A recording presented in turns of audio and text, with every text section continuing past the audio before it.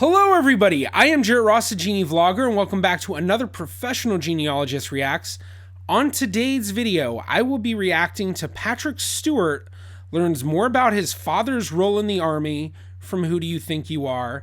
This is part 2 in the clips on the Who Do You Think You Are YouTube channel. In the last clip that we watched, Patrick Stewart talked about his childhood growing up, somewhat of his relationship with his father. This video obviously is going to talk more about his father's role in the army, so I imagine it's going to be very interesting. And as I mentioned in the last clip, I wonder if as he goes through this journey, he gets any aha moments where he realizes, you know, maybe this is what had an effect on how his father was, or certain events that may have made it so that his father acted a certain way.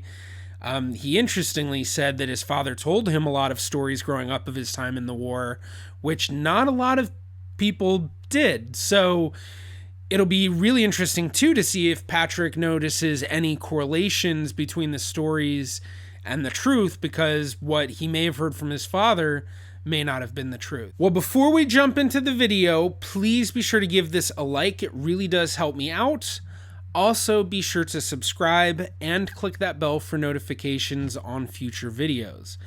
But with all of that fun stuff said, let's go ahead and watch the video.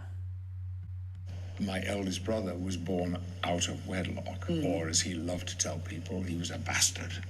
And my father not only didn't marry my mother, but the family's suspicion was that he immediately joined the army the moment that he knew he had got this young woman pregnant.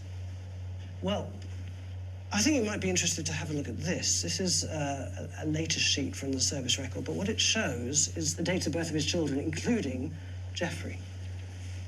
28th of January, 1925. So actually 2 weeks before he joined the army. Wow. One has to assume there was a connection. Whether he intended to escape or not, Alfred did eventually return to Murfield and married Gladys in 1933. By this time, he'd been promoted to the rank of Lance Corporal in the regimental police. The job of a regimental policeman is a very interesting one, very unusual one as well. What he would have been doing was working actually within the regiment, within the battalion, making sure that people were properly dressed, that they weren't drunk, they weren't playing cards for money. You were then the prison guard as well. You had a great deal of power. And one of the byproducts of having this power was that very often the regimental police were very, very unpopular. Would they be feared at all by the ordinary soldier? Yes, they would. They would. You probably only get that role if you were quite an intimidating person. Well, all of that merges with a picture that I'm, by first-hand experience, very familiar with.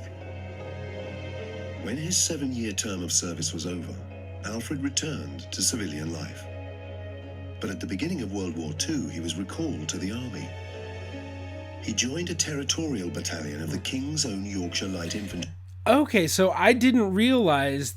I mean, I kind of realized once he'd mentioned that his father had gone in 2 weeks after his brother's birth, but when the video started, I did not realize that his father had served before World War II. It was pretty obvious once they did show that, you know, saying that he joined 2 weeks after his brother was born in 1925. But then if I remember correctly, he said that his father had gone off to war while... his mom was pregnant with him. So Patrick was born while his father was away at war, I believe. So that might be why I was mixing some of this stuff up. But it's very interesting so far. Known as the Coily. Now aged 34, he was one of the most experienced soldiers in the unit. Your father's battalion, the 2nd 4th, was raised just about the time of the outbreak of war.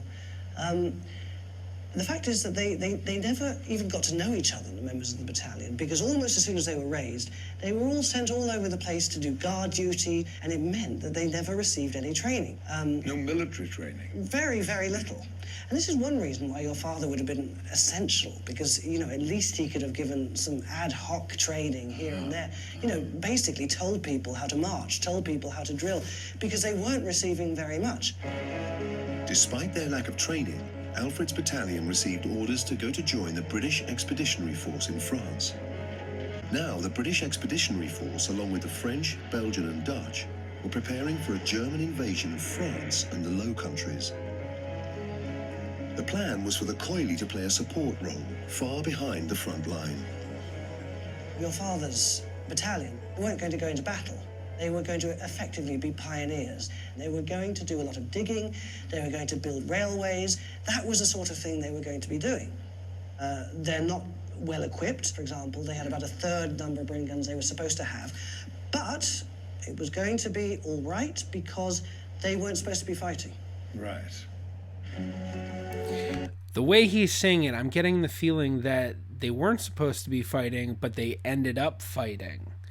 Although he didn't say what time in the war this was, and if I remember correctly, he indicated that his father joined again in like 1940. So that's making me wonder: is his father going to be stuck and be part? Was he part of Dunkirk? Was he rescued at Dunkirk? On the 27th of April 1940, Alfred and the rest of the battalion arrived in France by boat. Got to have that must have been it. To help build a vast transport network for moving stores and ammunition around France. Oh, okay. Well, another video of kind of more setup. He is learning more about his father, being part of I think they said it was the Coilies. I kind of already forgot. So he wasn't supposed to be fighting, but based on everything that I know about the history of the war and what's going on, I'm pretty sure he's going to end up getting stuck in France, and needs to be one of the, many British soldiers rescued from Dunkirk. Not sure what else to say. I mean, this Who Do You Think You Are is not as, it's not as much of like a genealogy story as some will be, kind of going more into the family history. This is kind of more about the narrative about Patrick Stewart's father, which it's just as interesting. It still is genealogy in a sense. It's his family history. Just a little bit different than what you can expect with a lot of Who Do You Think You Are, which will go into multiple stories. So I think I looked at all the titles for the clips, and all of them seem to indicate something about his father. So I think the entire episode, or all the clips, will be about this story. Well, thank you so much for checking out this video. I do hope that you enjoyed. If you did, please be sure to give it a like. That really does help me out. You can also click right about here if you'd like to subscribe. It is completely free to do so. You can also follow me on Facebook, Twitter, or Instagram at GeneaVlogger. I'm the GeneaVlogger. See you in my next video.